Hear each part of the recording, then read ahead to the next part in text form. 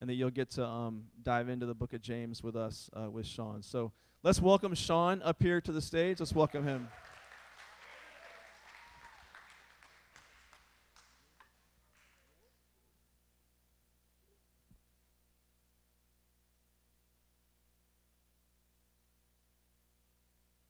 Hello. There I am. Hey, everybody. Like you said, my name is Sean Chandler, and I've been in the Austin area. My family moved here back in 1988. So next month, I will have been here 30 years. So just a little, I was born in California, but I claim Texas as my home. And just give a little background about me as an individual. Growing up, I played a lot of sports in high school, decided I wanted to play on the baseball team, and so then I went to try out. The coach saw me play. He decided he did not want me to play baseball, so he cut me right at the first cut, which that did great things for my self-esteem. So I took up the guitar and actually played in a number of bands, a bunch of loud, obnoxious bands. Yeah, woo! Those were the good old days. So the way the universe worked out, actually the bass player that's leading worship with you guys, his twin brother actually played the trumpet in a ska band that I was in high school.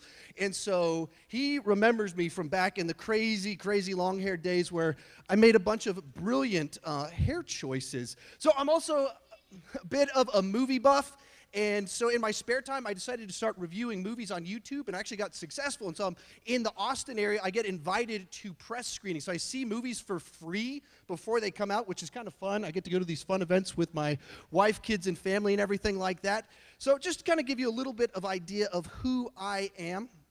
I have been married to my wife for 12 years. She's a graduate of UMHB, so that's kind of fun, being in near Belton. So fun times.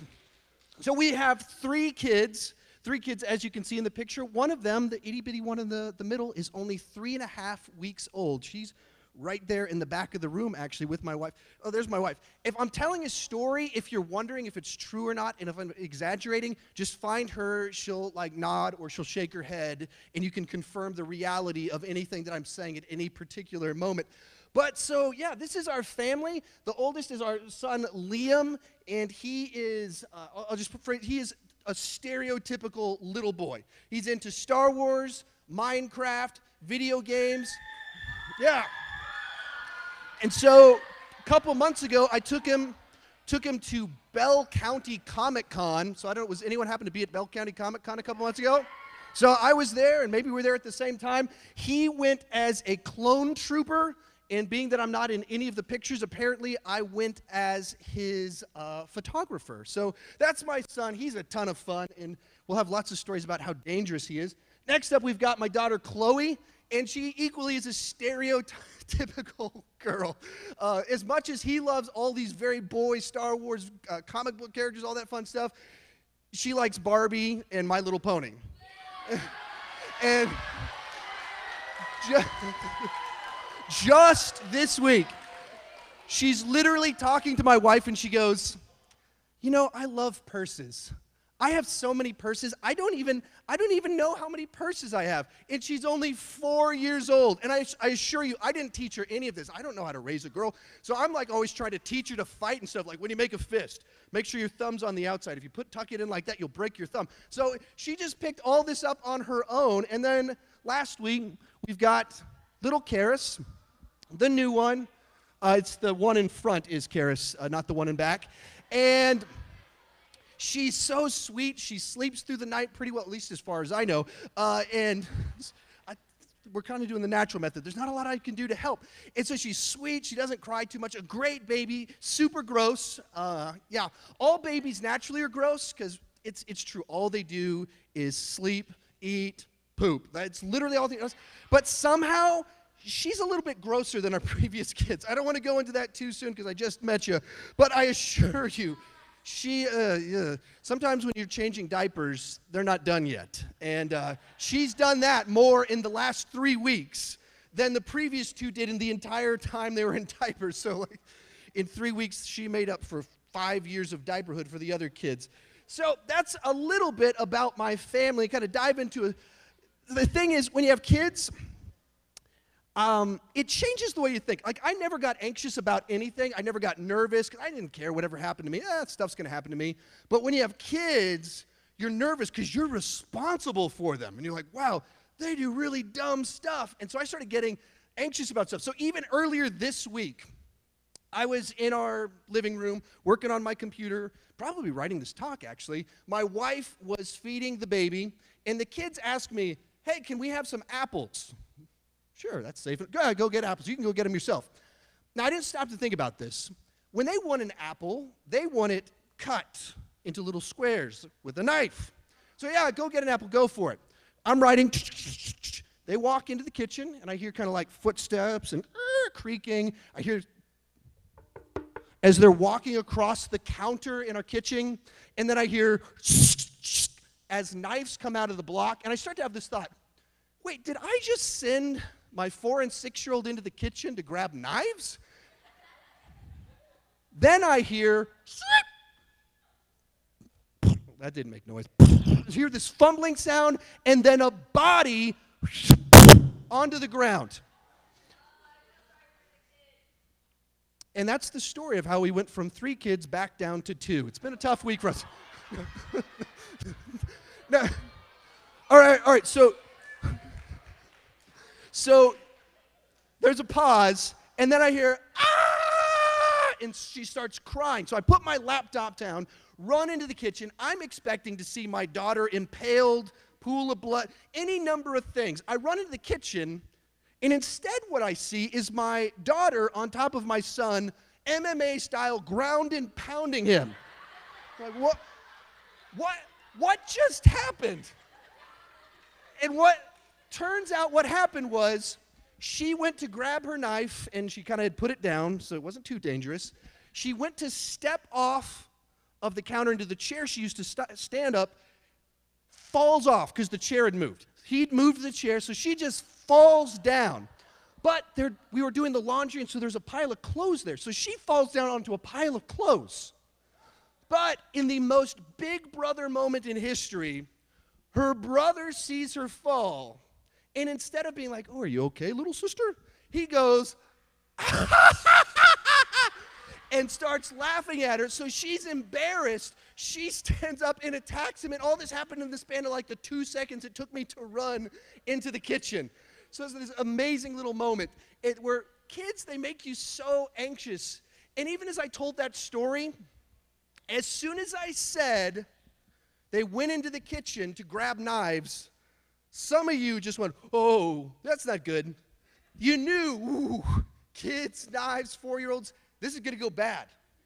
And the reason you know that, as we kind of transition into what this weekend is all about, is that we know trials happen. We know bad things happen.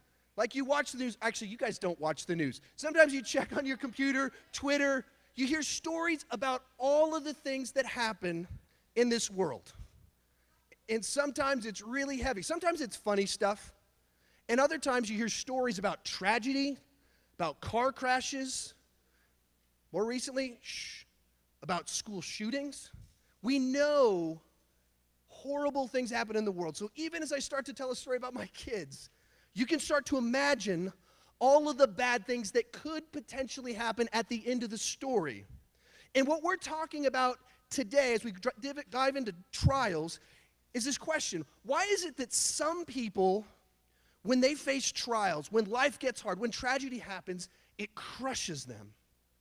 And there's other people, when tragedy happens, when trials happen, suddenly they grow in their grace, their love, their compassion for others. What makes the difference between the person that is crushed by tragedy and the person that just explodes from it? There was a story that happened back in the year 2006 where a psycho went into a schoolhouse in an Amish town, took this school of little girls hostage, and just started shooting them. 5 of them died, and then he killed himself. And of all the ways that community could have responded in this Amish village, what they did is they decided to rally together, and they sent a group of their people the same day that their children had died, the same day that their friends, their families, children had been killed in the most horrific way possible, and they sent some of their people to the parents' home of the shooter to love and care for the shooter's parents. So they went, this is the worst day in that person's life. We've got to go and help them. Their response to the absolute worst moment that could happen to them was to send someone to love someone that you would think that they'd want to distance themselves from. Why is that? What is the difference between the way I would probably respond, you would probably respond when that type of horrific thing happens, and the way they responded? What did they know that I don't know? Kind of reminds me of a story to get a little bit more lighted, because that was pretty heavy. About 10 years ago, this guy knocks on my door. I open the door, and he's standing there. He goes, hey, you want some magic cleaner? Magic cleaner, is it really magic cleaner? He goes, absolutely. This stuff is amazing. Follow me to your driveway. So we walk over to my driveway, and he goes, see that dirty spot right there? That's disgusting. Watch this. Spray it, scrub it, wait. And I wait, and I watch as it becomes perfectly clean. This little spot on my driveway suddenly becomes perfectly clean. He goes, do you guys have a shower? And I was like, we actually do have a shower. I bathe from time to time. He goes, take me into your shower. He goes, sure, stranger, let's go into my bathroom with your bottle of chemicals. So we walk into my bathroom, and he goes, in my shower, and he goes, gotta wait, rub it, wait. And all the soap scum just disappears, and it's like it's brand new, sparkling. That'll stay clean for 2 weeks. That's how powerful this stuff is. Do you have a dog? He goes, I do have a dog. So we go to my dog. He goes, you know those eye booger things? Like, yeah, those are so gross. He goes, watch this. It gets rid of the eye boogers. He goes, shoots the dog in the eyes, rubs it. It pauses for a second. They just disappear off of his eyes. The dog's eyes start to sparkle. The dog gives me a thumbs up. That's ridiculous. That part was made up because dogs, they don't have opposable thumbs. But so he goes, that's how good this stuff is. And he goes, are you guys thinking about having kids? Because we didn't have kids at the time. He goes, yeah, I'm thinking about having kids. He goes, watch this. He unscrews the lid, pulls it out, and he slurps the chemicals off the straw inside of it. He goes, this stuff is perfectly safe. Your kid could down the whole bottle. They would just think it was lemonade. It's like, that is incredible. What is this stuff? Because I think I would love that, but I don't buy anything from door-to-door salesmen without doing some research. So he leaves, and I do a Google search. Every review of this stuff says it's a scam, it doesn't work. And they run the whole thing. They went to the driveway. I let him into my house. We went into the shower. We sprayed the dog in the eyes. He drank it, and I bought it, and it didn't work. So the guy came back and was like, I don't want it. And I left. I was disappointed. It's like, man, that stuff seemed like it was really cool. And then I had this thought, but what's in the bottle? There's something in the bottle that can do all that stuff. He actually has magic cleaner, but he's selling something else. So I just wondered, what is that he had that I wish that I had? When we think back to our topic at hand, there's something that some people have when it comes to their faith, their understanding of trials and pain. They know something. They have something that I don't have, and I want to figure out what that is, and that's what we're going to dig into today. So if you got a Bible, turn to James 1. I'm going to be putting the verses up on the screen, too, if you don't happen to have a Bible on you. But so James is a book written by a guy named, you guys are smart. You guys are really good at this. So James is the half-brother of Jesus. And based off some New Testament stuff, we have reason to believe that during the lifetime of Jesus, he didn't believe Jesus was the Messiah. And you can imagine if your brother came home and he went, I'm God, you'd probably be a little bit skeptical. And then James, when he saw the resurrected Christ, was transformed and became one of the people that established the church from the very beginning. And he writes the book of James, and it is one of the most practical books in the Bible tackling real life stuff. And he digs into this subject of trials, and he's got a lot to say about trials. This is what he says, and he starts off with some stuff it's pretty weird. He says this, count it all joy, my brothers, when you meet trials of various kinds. So he's going to say, in this one little sentence, says three things that are probably not the most encouraging. So the first one he says is, the appropriate response to trials is joy. So when the worst stuff happens, you should be happy about it. That's not my normal response when bad news happens. Try this one. Next time you fail a test and you bomb, go home that night. You go, Mom, I've got great news. What is it? What is it? And this big grin forms on her. You can see the pride. She starts to glow a little bit, like she hasn't been this happy in so long. And you go, I failed the test. I got a 32 on it. It's the worst I've ever done. Praise Jesus. See how that goes for you. But that's kind of what James tells you to do. When trials happen, when the worst stuff happens, rejoice. And he continues on. Look at what he says here. He says, count it all joy, my brothers, if you meet trials. No, he says, when you face trials. See, what he says is, trials are inevitable. You are going to face hard times. It's going to happen, and it's going to happen in many different ways. You're going to order a latte with your hard-earned money, and you're going to go to drink it, and it's going to be cold. And you just spit it out, like $5 on this, and then you're going to be playing Fortnite, and you think it's your best game you have ever played. You think you might even get number 1, and then someone is going to snipe you and take you out. You're going to face some hard stuff in life. You're going to be thinking you're in the best relationship that has ever happened on planet Earth, and then she's going to text you, I want to break up. It's going to happen. You're going to face trials. You're going to have classes that you don't want to take, and you're going to show up the first day of class and look around and go, none of my friends are in this class. I'm going to have to do this awful class all by myself. Like, trials are going to happen, and he continues on. It gets even better. It says, count it all joy, my brothers, when you meet trials of various kinds. And that word meet there, normally we're like, hey, it's nice to meet you. We shake hands, and we think meet is a good thing. The actual word in the Greek there is to fall into. It's used elsewhere in the New Testament where there's a guy prancing down the road traveling, and then he falls into the midst of robbers who beat him down and steal all his money. Like, that's the context. Or to use a movie reference, Indiana Jones falls into and meets up with some snakes. He's surrounded by a room full of snakes. So what he says is, trials, not only are they definitely going to happen, there's going to be a lot of them, and different kinds. You're going to be surrounded. They're going to pile on top of you. So you're going to be playing Fortnite, thinking you're going to get number 1. You're going to get shot and sniped, and then you're going to turn over, and your phone's going to ring, and it's your girlfriend, and she breaks up with you. And then you remember you're supposed to be in class right now, a class that you hate, and then you remember that none of your friends are in that class, and then you're going to grab your latte and take a drink of it, and it's cold, and you're going to walk outside, and someone's going to shoot you. Woo! That's a bad day right there. Woo! That escalated real fast. And right when that happens, and while you're laying there wondering, how did this happen to me? James says, you should rejoice. What? That's...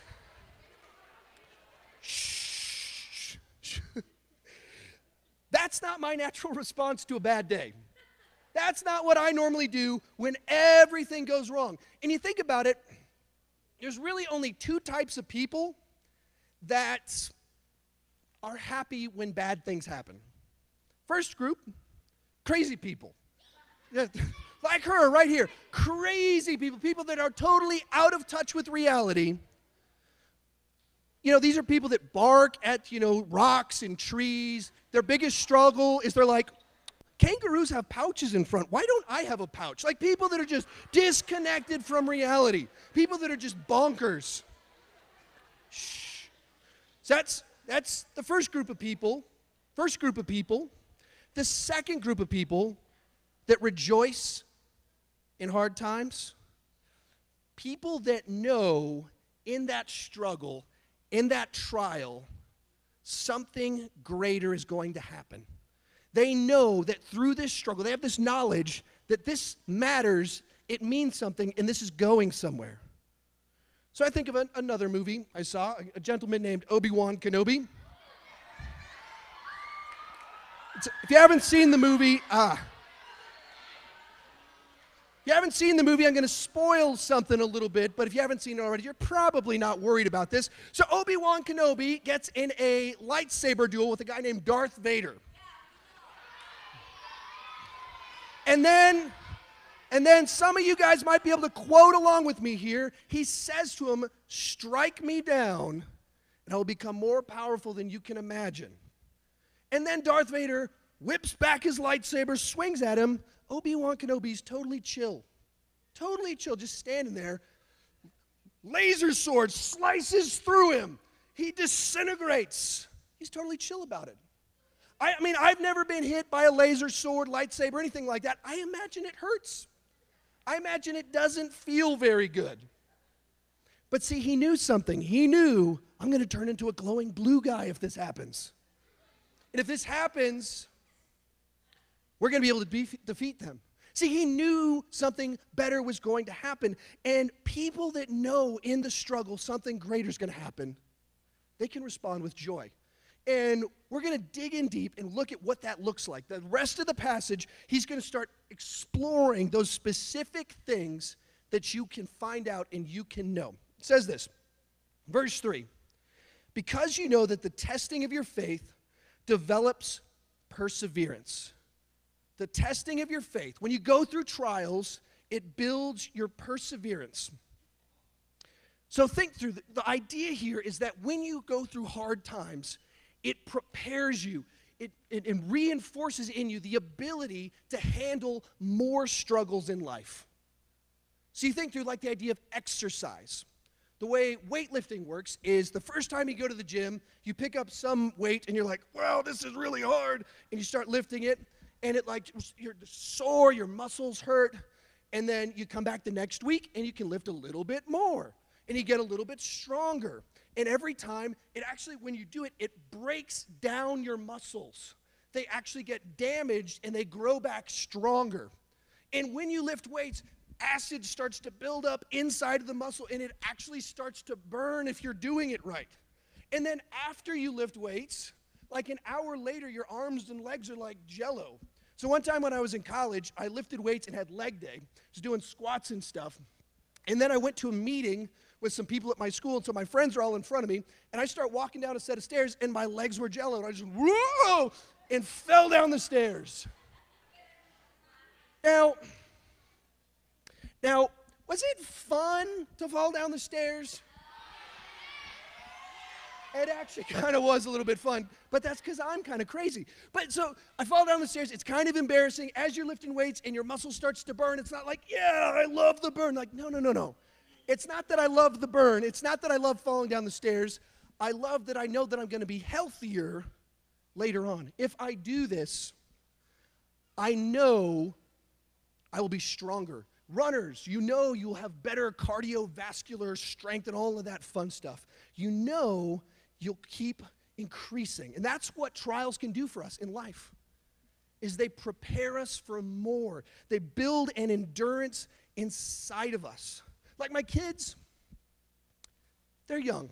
That's the definition of a kid. They have no emotional fortitude at all. Hey kids, you got to go to bed.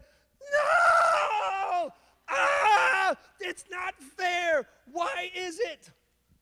Why is it that adults get to stay up and we have to go to bed? And we're thinking like, you guys are so lucky. I wish I could sleep 12 hours every night. Why don't we get to do that? They sent me some water. Apparently, I'm losing my voice already. It's a trial I'm facing.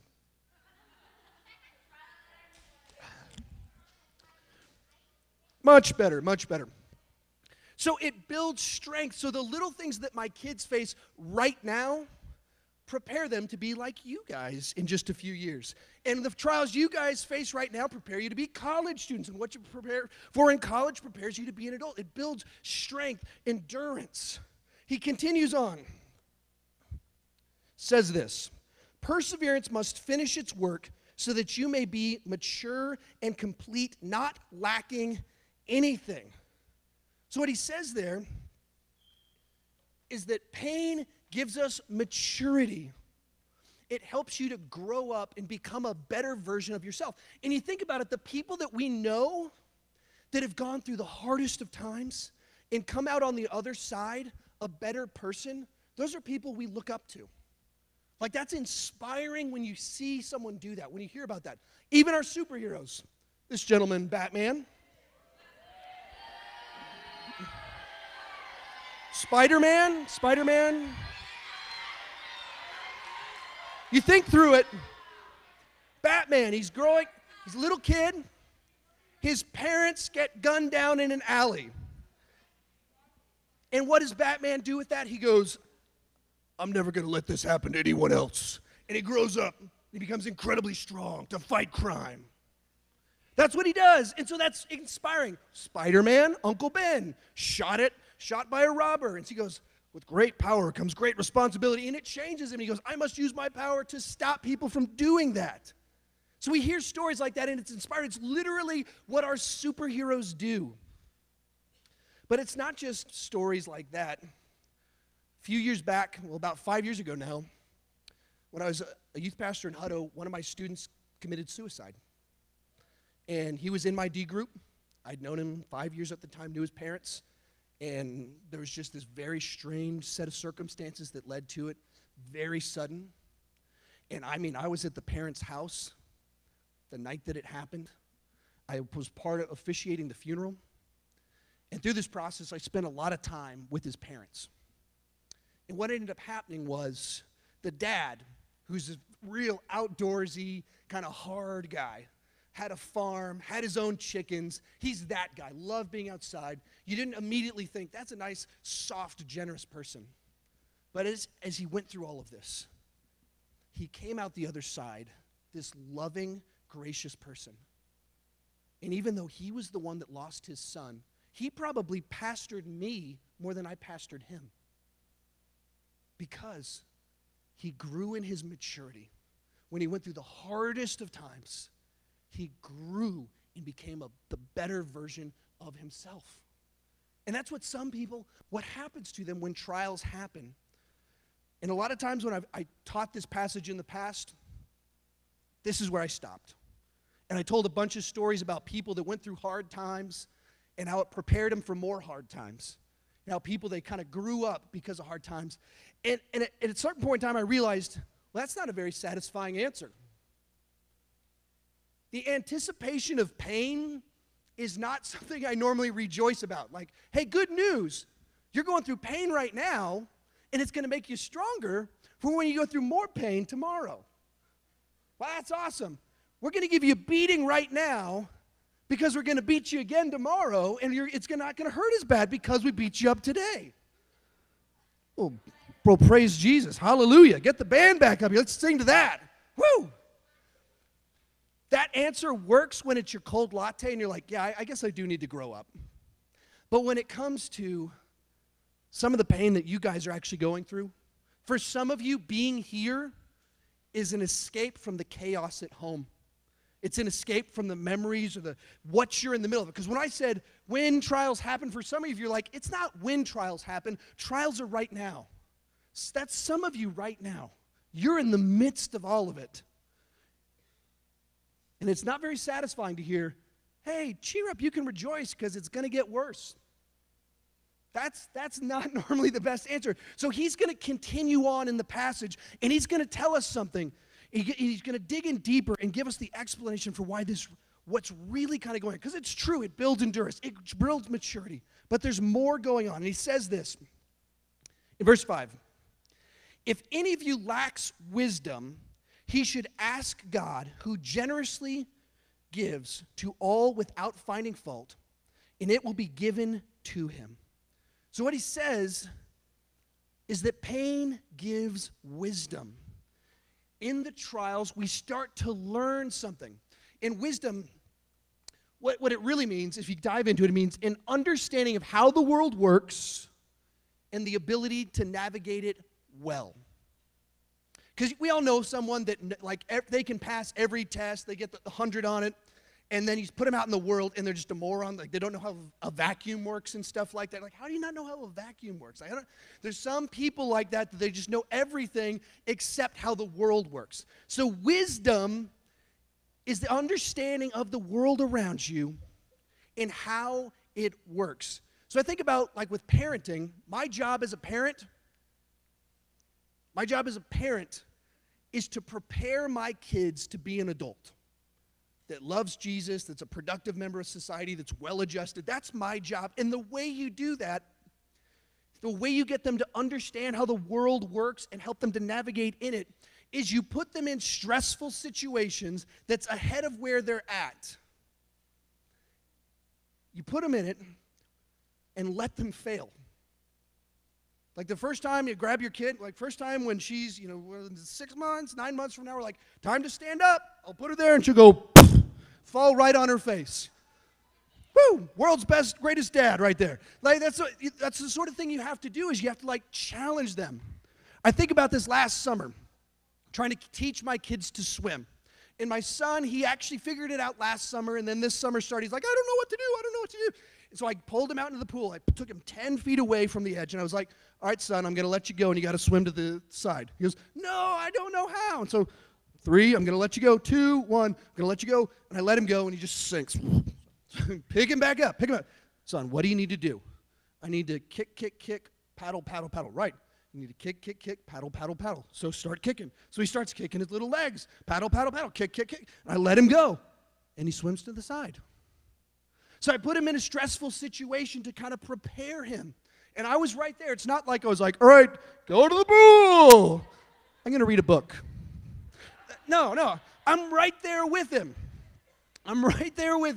Teaching him. My daughter, her thing was she's afraid of putting her head in the water. And so I tell her, like, you got to learn, if you want to be in the pool, for it to be safe, you have to learn how to hold your breath. So I got to put you underwater. I'll plug your nose this time, and next time you got to just hold your breath. And so she's, no. I'm doing it. Why'd you do that? You got to learn to hold your breath if you want to be. She loves the pool. She loves the water, but scared to put her head underwater. Got to do it again. Got to do it. And then she's back up, and she's like, okay, that wasn't so bad. And then right at the end of the summer, she put her underwater herself. Held her breath. And she's like, I did it. I figured it out.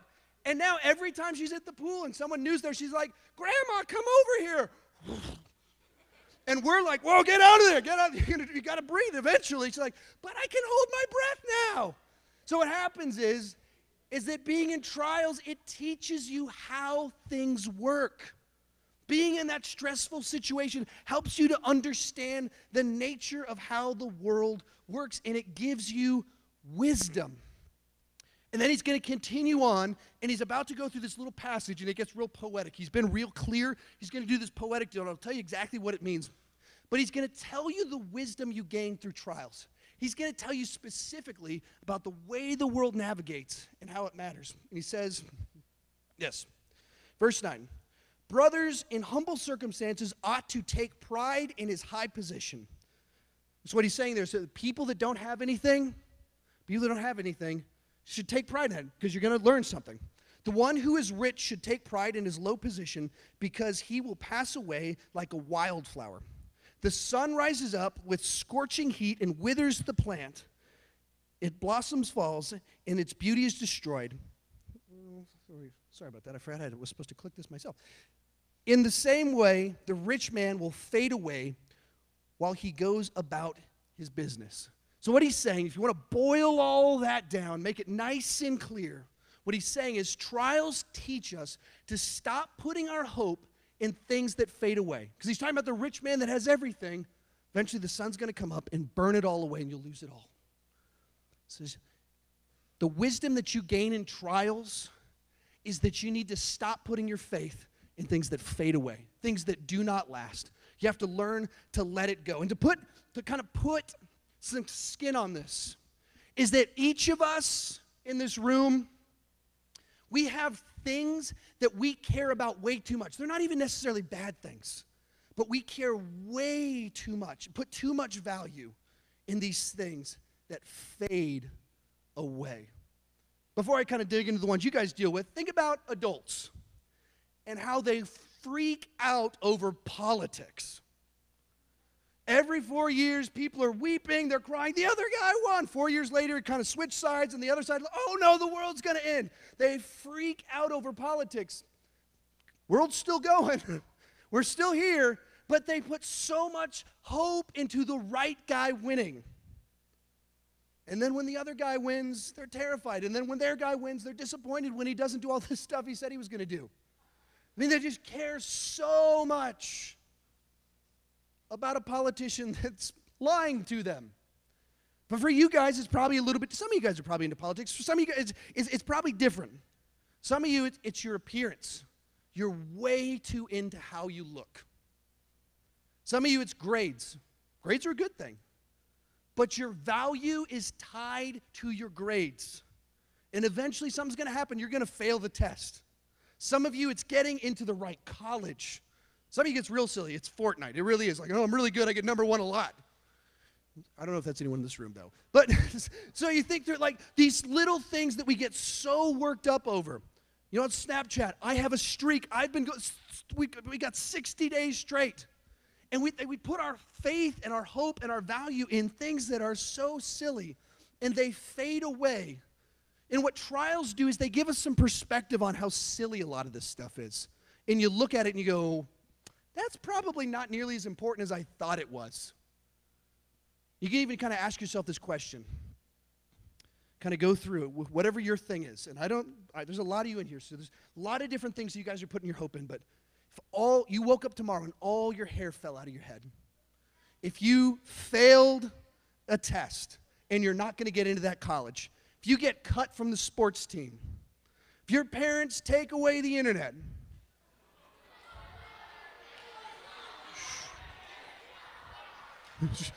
if you lose your phone in the pool, it's dead. You're getting a flip phone. Shh, shh. If that happens, if you lose that thing that comes to mind, are you disappointed or are you devastated? See, some of you have built your world and your value around things that absolutely do not last. And you're going to it's going to hurt when you start to figure that out, and it hits hard. Just even think about, like, kids, they really are like an exaggerated version of us. So we're back to my son and his mini adventures. So we're at CVS, and I used to like always buy him like a $1 thing every time I went to CVS, and just he'd get by like a little car or something like that. And then he'd buy it, and he'd play with it on the car ride home, and then he'd throw it in a box, and he'd never play with it again. So I figured out, I'm just flushing money down the toilet, and I'm teaching my son every time that we go to the store, I'm going to buy him something. That's not a good lesson to teach him. So I stopped. And every time we go to CVS, Walgreens, now he's like, Dad, I need to buy something. So I had to sit down with him about 2 weeks ago. I was like, son, you don't want this car. You don't care about this little teddy bear. You don't care about this little junky army man guy. You don't care about any of it. You just want to buy something. And when you get it, you go home and you throw it in a box. And you lose it and you never think about it again. And he's like, but I want something. I'm like, nope. That thing where I just buy you something because you want something, that's not good for you. That's going to end. And so he was like real disappointed and sad. 2 days later, he goes to bed.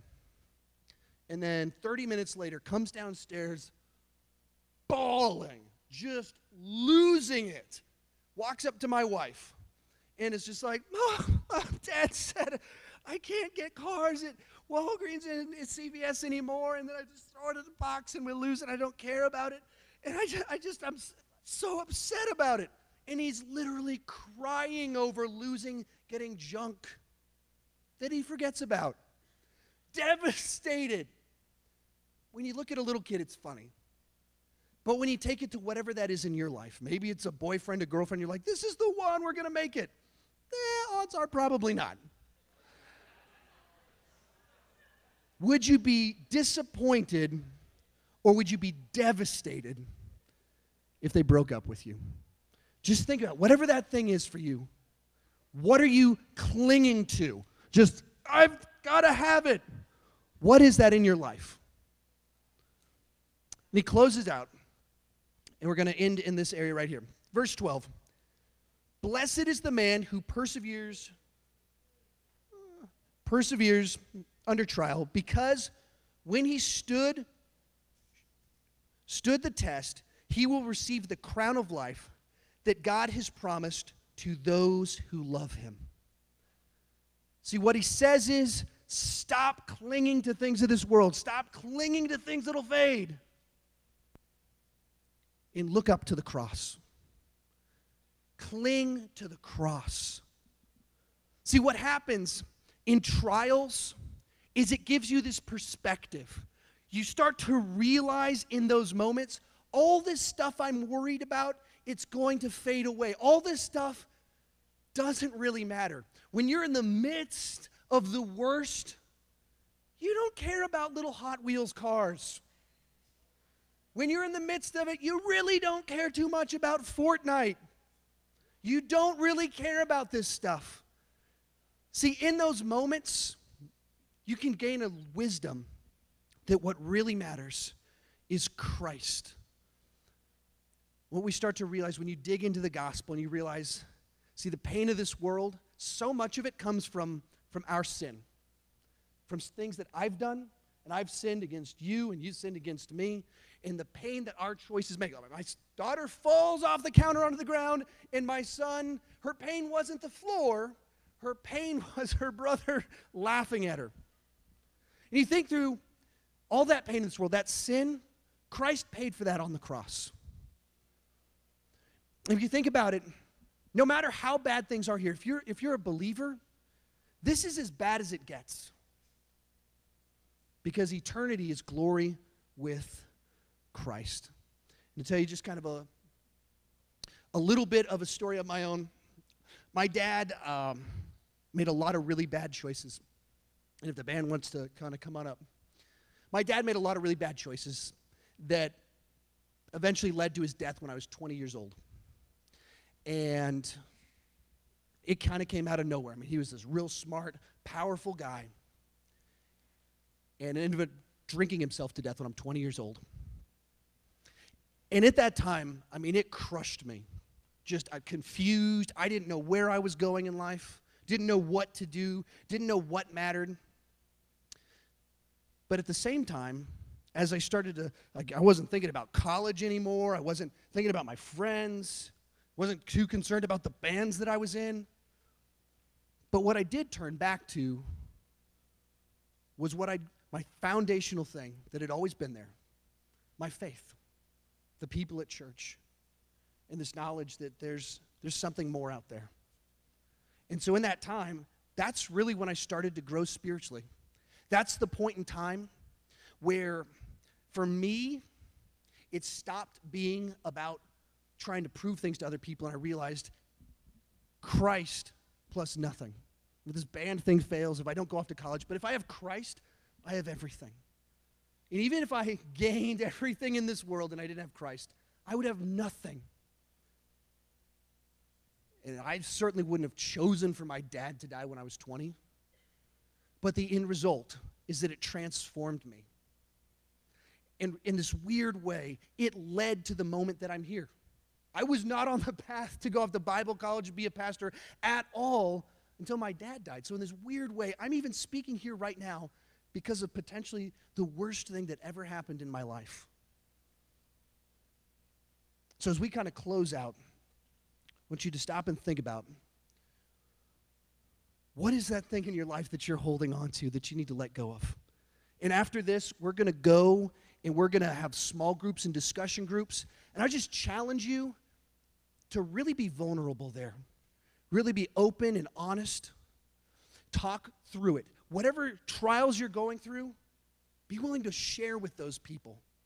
Whatever it is that you know, maybe you're not going through trials, but you know that you're clinging to stuff. You know you're getting your security from all the wrong places. In those discussion groups, I just challenge you to let that out. Share it. Be open. Be vulnerable.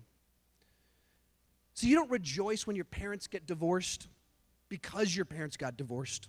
You don't celebrate a relationship breaking up because a relationship broke up, like, you don't celebrate because a relationship ends.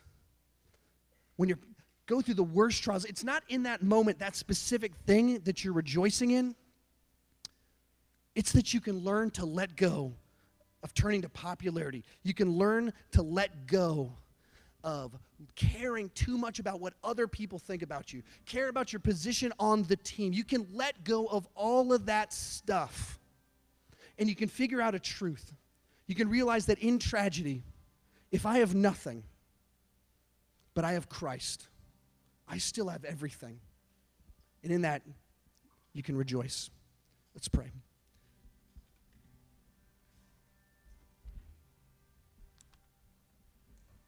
God, as we start talking about trials, about the things in our lives that hurt, they're not small things, it's not small, petty things, but real hurt, bullying, divorce, death, cancer.